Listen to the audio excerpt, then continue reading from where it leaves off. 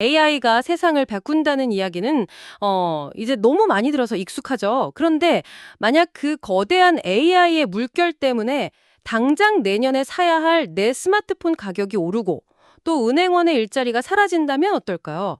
오늘 저희가 살펴볼 자료들은 바로 이런 거대한 기술과 경제의 흐름이 우리 일상에 어떤 예상치 못한 연결고리를 만들어내는지 아주 생생하게 보여주고 있어요. 네, 맞아요. 오늘은 AI가 촉발한 그 나비 효과에서 시작해서요. 한때는 무너지지 않을 것 같던 테슬라나 틱톡 같은 거대 기업들 있잖아요. 이런 기업들의 지각 변동, 그리고 멕시코의 아주 대담한 경제 실험, 심지어는 미국 식료품 산업 전체를 휘흔드는 아주 의외의 변수까지 파헤쳐 볼 겁니다. 이게 서로 전혀 상관없어 보이는데 파고들면 정말 소름 돋는 연결고리들이 숨어 있거든요. 와, 정말 기대되는데요. 자, 그럼 그 실타래를 한번 풀어볼까요? 네, 좋습니다. 네, 그럼 첫 번째 연결고리 AI부터 시작해보죠. 먼저 정말 입이 떡 벌어지는 숙점부터 좀 볼게요. 2025년 딱 한 해 동안에만 세계 10대 부자들의 자산이 무려 5,790억 달러. 우리 돈으로 약 700조 원이 넘게 불어났다고 해요. 700조 원이요? 네, 이 사람들 자산을 다 합치면 아마존의 시가총액보다 커졌다는 건데요. 여기에는 일론 머스크, 레리 페이지, 세르게이 브린 같은 인물들이 포함되어 있고요. 아니, 이 천문학적인 돈이 다 어디서 나온 걸까요? 그게 전부 AI에 대한 기대감? 정말 딱 그거 하나 때문이라고 해도 과언이 아니에요. 근데 여기서 흥미로운 지점은 이게 단순히 주식시장의 거품, 여기서 끝나는 게 아니라는 겁니다. 아, 그게 아니군요. 네, 투자자들의 AI 열풍이 구글이나 스페이스X 같은 기업들의 가치를 막 끌어올렸는데 이 열풍이 실제 물리적인 세상에 엄청난 수요를 만들어냈어요. 바로 AI 데이터 센터에 들어가는 고성능 메모리 칩, 특히 HBM이라는 반도체에 대한 수요죠. HBM? 아, 들어본 것 같아요. 그런데 그게 저희랑 직접적인 무슨 상관이 있는 거죠? 바로 그 지점이 오늘 이야기의 핵심이거든요.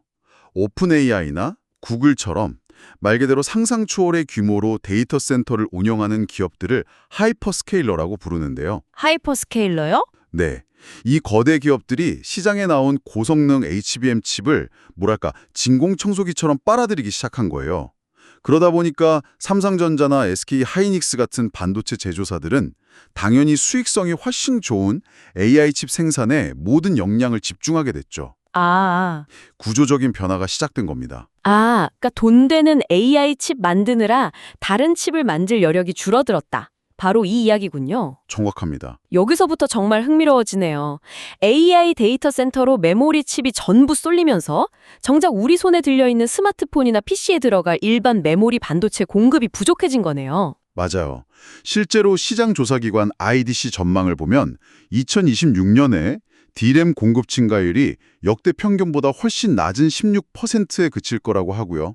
카운터포인트 리서치 같은 곳에서는 메모리 가격 자체가 최대 40%까지 오를 수 있다고 분석했어요. 40%요? 와, 네, 이게 구체적으로 와닿게 예를 들면 아이폰 17 맥스 기본 모델 가격이 1,199달러에서 1,281달러로 뛸 수 있다. 이런 예측까지 나온 거죠. AI에 대한 기대감이 결국 당신의 주머니를 직접적으로 노리게 된 셈입니다. 와. AI 때문에 이 대안의 불이 비싸진다니 이건 정말 생각지도 못한 연결이네요.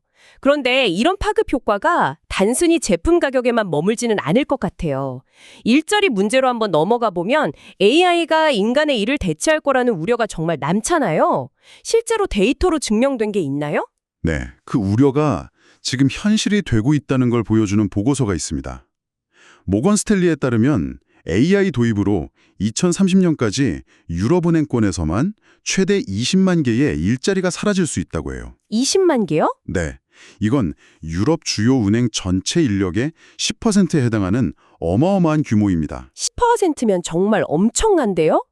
근데 항상 이런 예측이 나오면 단순 반복 업무가 사라진다고들 하잖아요. 은행에서 사라지는 일자리라는 게 주로 창구 업무 같은 건가요? 아니면 우리가 생각하는 것보다 더 전문적인 영역인가요? 아주 좋은 질문이에요. 과거에는 은행들이 비용을 줄이려고 지점을 폐쇄하는 방식에 의존했다면 이제는 칼날의 방향이 좀 바뀌었어요.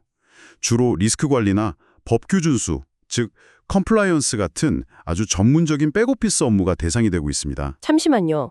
리스크 관리나 컴플라이언스가 AI로 대체될 만큼 그렇게 단순한 업무라고 보기는 어렵지 않나요? 굉장히 전문적인 영역으로 들리는데요. 맞아요. 하지만 AI는 방대한 양의 데이터를 분석하고 패턴을 찾아내는데 인간보다 훨씬 뛰어나죠. 대출 심사라든지 사기거래 탐지 같은 분야에서 이미 인간의 능력을 넘어서고 있거든요. 물론 JP모건의 제이미 다이몬 CEO처럼 다른 시각도 있습니다. AI 덕분에 주 4일 근무가 가능해지는 등 삶의 질이 높아질 수도 있다고 봤죠. 아, 긍정적인 면도 있군요. 네. 다만 그가 동시에 우려한 건 초급 직무, 그러니까 신입사원들이 일을 배우면서 성장할 수 있는 자리가 사라지면 장기적으로 인재 양성에 심각한 구멍이 생길 수 있다는 점이었어요. 기술의 혜택과 그 대가를 함께 고민해야 하는 아주 복잡한 문제인 거죠.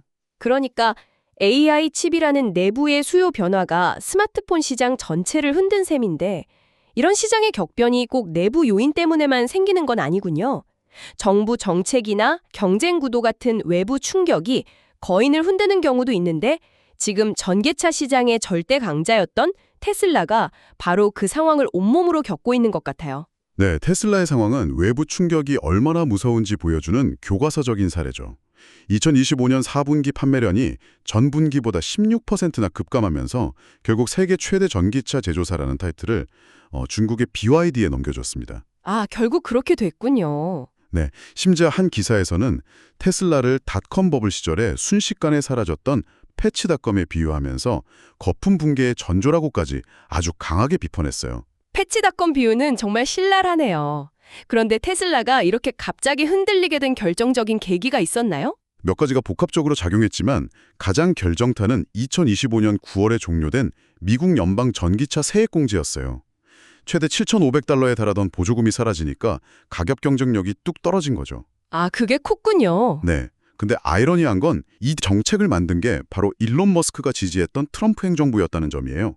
여기에 중국 BYD는 더 저렴하면서도 품질 좋은 차를 쏟아내고 있고 소비자들은 다시 하이브리드로 눈을 돌리고 있고요. 전기차 시장의 그 뜨거웠던 파티가 끝나고 이제 모두가 힘든 숙취를 겪고 있는 셈입니다. 리더십과 외부 환경 변화 때문에 불확실성을 겪는 건 테슬라뿐만이 아니죠. 소셜미디어의 거인 틱톡도 정말 비슷한 상황에 처했어요. 미국 정부의 압박 끝에 결국 오라클 등이 포함된 미국 컨소시엄의 지분 45%를 매각하기로 했잖아요. 맞습니다. 이제 마케터와 광고주들이 가장 우려하는 건 바로 칙칙 효과, 위플래시예요. 채찍 효과요? 그게 구체적으로 어떤 의미인가요?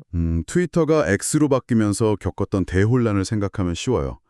일론 머스크라는 새로운 주인이 들어와서 갑자기 광고 정책을 바꾸고 콘텐츠 관리 기준을 마구 흔들어 버렸죠. 아, 네네, 그랬죠. 그러자 광고주들은 브랜드 이미지가 위험해질까 봐 겁을 먹고 급하게 예산을 빼버렸잖아요. 틱톡의 새 주인이 된 미국 컨소시엄도 그렇게 갑작스런 방향 전환을 할까 봐 두려워하는 거예요. 채찍을 휘두를 때 손잡이는 조금만 움직여도 끝부분은 엄청나게 크게 흔들리는 것처럼 경영진의 작은 결정 하나가 플랫폼 전체의 안정성을 파괴할 수 있다는 공포죠. 아, 그런 의미군요. 틱톡은 2026년 미국에서만 107억 달러의 광고 수익이 예상될 만큼 매력적인 플랫폼인데 그런 리스크 때문에 광고주들이 투자를 망설이게 되겠네요. 그렇죠. 일단은 상황을 지켜보겠지만 만약 플랫폼의 정체성이 흔들린다고 판단되면 언제든 다른 채널로 떠날 준비를 하고 있는 겁니다. 기술 기업의 가치가 단순히 기술력에만 있는 게 아니라 그 플랫폼을 둘러싼 생태계에 안정성과 예측 가능성이 있다는 걸 보여주는 아주 중요한 사례예요. 그런데 이렇게 시장을 뒤흔드는 게 꼭 기술이나 정치 이슈만은 아닌 것 같아요. 지금 미국 식품 산업은 정말 예상치도 못했던 변수 때문에 거대한 지각 변동을 겪고 있다고 들었습니다. 바로 오젬픽 같은 체중 감량 약 때문이라면서요. 이건 정말 최근 경제계의 가장 뜨거운 화두 중 하나예요. 코넬 대학의 연구 결과가 아주 흥미로운데요. 오젬픽 같은 GLP-1 계열 약물을 복용하기 시작한 가구는 6개월 안에 식료품 지출을 평균 5.3%, 그리고 패스트푸드 같은 외식 지출은 무려 8%나 줄였어요. 와, 단순히 식사량이 줄어든 걸 넘어서는 변화 같은데요. 맞아요. 소비 패턴 자체가 바뀌어버린 거예요. 초가공식품이나 단 음료 소비는 줄어든 반면 요거트나 신선 과일, 채소 같은 건강식품 소비는 오히려 늘었어요. 아, 이건 펩시코나 맥도날드 같은 거대 기업들에게는 그야말로 파괴적 혁신인 셈이죠. 그래서 이미 월스트리트에서는 오젬픽 바스켓이라는 용어까지 등장했어요. 오젬픽 바스켓이요? 그건 뭔가요? 이 약 때문에 직접적인 타격을 입을 기업들을 모아놓은 주식 포트폴리오 같은 거예요. 예를 들면 도넛 회사, 피자 체인, 과자 회사는 물론이고 심지어는 무릎 인공관절 수술을 하는 의료기기 회사까지 포함돼요. 네, 인공관절 회사요? 네, 비만율이 줄어들면 관절염 환자도 자연스럽게 줄어들 게니까요. 파급 효과가 정말 상상을 초월하는 거죠. 그래서 펩시코 같은 기업들은 벌써부터 GLP-1 친화적인, 즉 양은 적지만 단백질 함량은 높은 신제품 개발을 고민하기 시작했어요. 와, 이건 정말 놀랍네요. 지금까지 우리는 기술이 산업을 파괴하는 것만 봐왔는데 이제는 바이오, 즉 생물학적 변화가 거대 소비재 산업의 근간을 흔드는 완전히 새로운 형태의 파괴적 혁신을 보여주는 거군요. 정확히 보셨어요. 그게 이 현상의 핵심입니다. 디지털이 아닌 바이오가 만들어내는 경제의 재편이죠. 멕시코의 최저임금 실험이 아주 대담한 성공을 거두고 있다고요? 네. 멕시코 사례는 주류 경제학의 통념에 아주 강력한 질문을 던지고 있어요.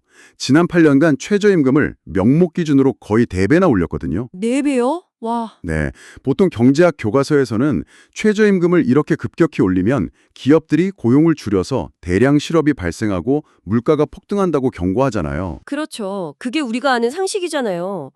교과서에 나오는 내용이랑은 정반대 결과가 나왔다는 건데 어떻게 그게 가능했을까요? 실업률이 역대 최저를 기록했다고요. 뭔가 우리가 놓치고 있는 다른 변수가 있었던 거 아닌가요? 맞아요. 여기에는 아주 중요한 사전 작업이 있었습니다. 바로 디인덱세이션, 우리말로 하면 비연동화 조치입니다. 비연동화요? 네, 과거 멕시코에서는 벌금이나 공공요금, 심지어 대출금리까지 최저임금에 연동되어 있었어요. 그래서 최저임금을 올리면 사회 전반의 비용이 도미노처럼 따라서 오르는 구조였죠. 그런데 2016년에 이 고리를 완전히 끊어버린 거예요. 아, 그러니까 최저임금 인상이 다른 물가를 자극하지 않도록 미리 방화벽을 쳐놓았다는 거군요. 바로 그겁니다. 거기에 더해서 멕시코 노동시장이 소수의 대기업 고용주가 임금을 좌지우지하는 수요 독점적 특성을 가지고 있었다는 분석도 있어요.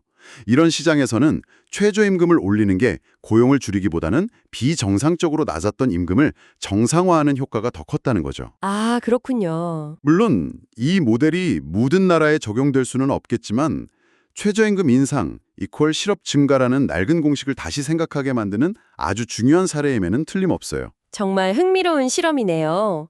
하지만 이런 긍정적인 실험이 있는 반면 강대국의 경제정책이 다른 대륙의 미래에 어두운 그림자를 들이우는 경우도 있겠죠.